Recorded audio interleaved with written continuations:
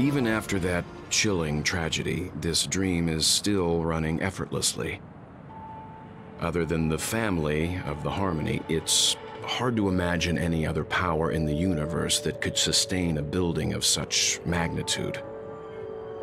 The family itself is a huge, perfect building. Like a living idol. Each member of the family sees themselves as a piece of the divine puzzle, revolving around a singular core and a shared ideal. Under their command, they loyally fulfill their roles, offering themselves while also receiving sustenance in return. Interesting analogy. Perhaps that's why Penacony's beautiful dream has persisted for so long. But the human body has its limits, and so does the Divine's. That doesn't sound like the kind of comment a Galaxy Ranger would make. Just pointing out the facts. Mr. Yang will definitely have a better sense of what's going on than I do. Why do you say that, Miss Acheron? The beautiful dream is crumbling. But not because of a particular eon, a particular faction, or a particular visitor. Its collapse stems from a certain inevitability of human nature. The family refuses to acknowledge this, and it has ultimately backfired and become a catalyst. As people immerse their souls in the dreamscape, where consequences and pain cease to exist, and only ease and pleasure prevail, they draw closer and closer to necrosis. Regardless of the perceived bliss, death looms as the inevitable conclusion. Also, this necrosis will diffuse and spread. One piece of the puzzle's mutation will eventually cause the entire building to shake, break, and crumble. In the end, the dreams that people built in the name of freedom became the cage that imprisoned them.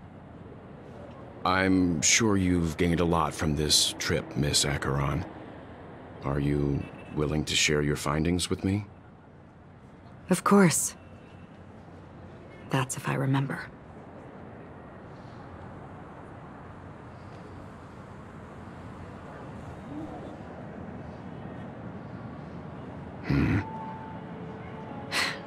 Don't mind me. It's just a habit. Owing to events in the past, I've become easily forgetful. It's only when this sword is unsheathed that those hazy memories start to become clearer. Take your time. That should do it. I vividly remember everything that occurred on Penacony. Ask away. The moment of daybreak. I've heard that's where the Dawn Factory, which processes the foundation of the dreamscape, is located. Behind the dreamscape's song and dance stand many imagination factories. Workers create all kinds of whimsical works day in and day out in their dreams. Then they return to reality and sleep on a narrow bed in a room. A far cry from luxury. They say it will suffice. Experiencing the bizarre and motley dreamscape is the best reward. There I encountered a young woman who had just come of age. The perfect time to indulge in beautiful dreams. Her greatest wish was to one day move to the golden hour and see the magnificent garments she had woven with her own hands. For certain reasons, her wish was difficult to fulfill. But I managed to bring her a garment. Gilded Hour. It's said to be Penacony's currency center. Yes. It is a fortress-like financial city, the economic heart of the dreamscape.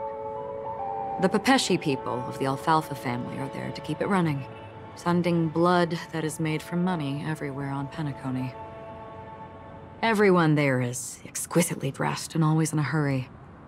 The greatest wish of the local Pepeshi people is for their future generations to work in the Gilded Hour. I've never met anyone who is willing to talk. I could only stand at the crossroads, watching crowds of people hurrying like the wind through the jungle of steel, only to deposit the alfalfa credits that they'd earned into the bank's vault. I don't know if they would open the vault door, but before I left, I witnessed a well-dressed Pepeshi person plummet from the sky, while those around him continued on their way, unfazed. I hear the Blue Hour is very romantic. Do you have any tales to share? Perhaps Mr. Yang has heard. There is a large boat called the Eventide, anchored along the Sea of Dreams, where soft music and dancing persist endlessly every night.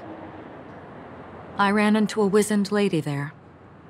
She was at the dock, waiting for her long-departed lover to return, waiting for countless hours within time that stood still. In the humid sea breeze, she spoke of her own youth. Like many who desired wealth and love, they came to Penacony to pursue their dreams. Alas, her lover's consciousness was lost in the dark depths of the Sea of Dreams. Finally, she suggested we continue our conversation on a boat in the shallows. I agreed and boarded the boat with her. But she never said anything. Her eyes absent-mindedly gazing at the horizon for what seemed like forever. Finally, we retreated to the beach. The dreamscape of chic, luxury, and consumerism, the moment of dusk. My companions have been there too. Then you all must have seen those who are attempting to realize their dreams. Or have realized them. Scattering money as if it were dust and betting it on all or nothing. Everything has a price, and everything can be bought or sold. Even dreams themselves. I saw an Intellitron there, who was preparing to auction himself. When someone wins a bid under stipulated periods and rules, he would do the buyer's every bidding, becoming that person's very possession. That Intellitron had been auctioned off 12 times, and I participated in his 13th. That was the grandest banquet I had ever attended. But never again did anyone cast another glance at him. This time around, there were no successful bids for him.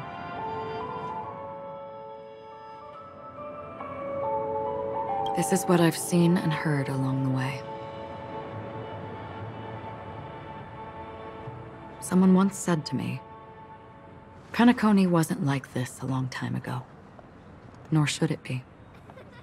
I've traveled through the reality and dreamscape of the planet of festivities, watched the tides of night rise and fall when time stopped for people, where the spirits of the rich and impoverished remain forever fixed on their own scales. This is why I think the collapse of the beautiful dream is inevitable. There might be a way to change everything. Perhaps. But if this is indeed the world that people desire, if this is precisely why life chooses to slumber, should we still seek to change it?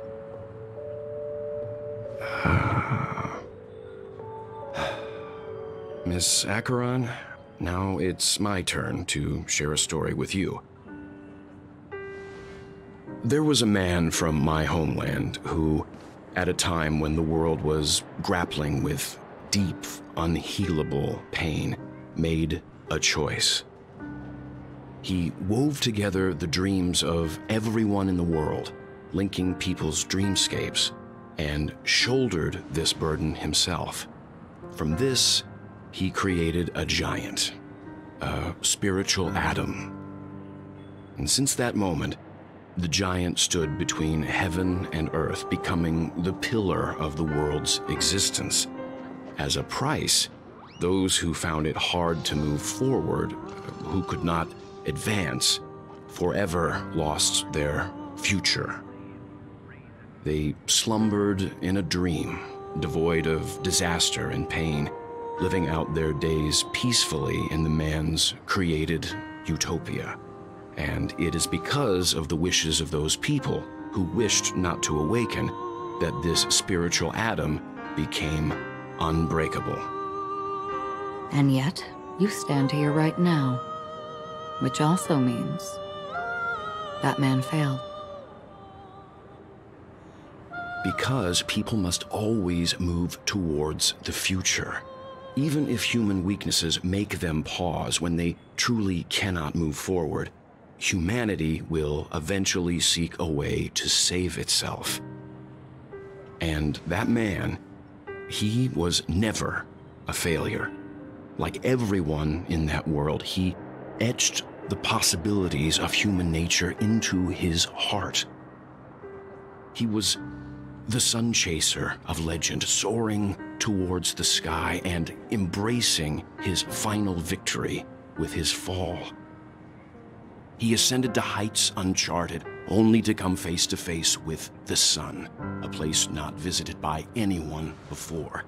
His wings would melt because of it, only for him to fall into the sea. And after that, countless others would surpass him, soaring to even greater heights. A fitting metaphor for the Nameless's trailblazing spirit. Thank you, Mr. Yang. I know what you wish to confirm. The universe has innumerable similar, yet different worlds. In these worlds, there are innumerable people who look alike, yet don't. I, too, have embarked on journeys, encountering old friends with familiar faces on different worlds, witnessing their destinies follow paths similar to mine. So I will tell you, even if not completely similar, the story you just told, it overlaps with my past. And within that abyssal dream, I ended that man's life. Alone. I am not who you think I am. Nor will my home be as fortunate as your world. I am sorry. It's fine. I don't mind, so long as I can alleviate your suspicions. There's something I still wish to know, Miss Acheron. Under that representation of the hunt, exactly what sort of power is it that has motivated your solitary journey thus far? Mr. Yang, before answering that question, I wish to continue the previous topic. I like your analogy very much. Indeed, birds are born to fly. But in a distant past, their ancestors could only gaze at the sky in envy. They saw that faraway ray of light from above the heavens, piercing through the clouds and blanketing the earth. And so, time and time again, generation after generation, the birds spread their wings and took to the sky, attempting to touch its ceiling, all because the sun was there. Then, what if the last bird finally soars into the sky, only to realize that the end of the light is not the sun, but darkness?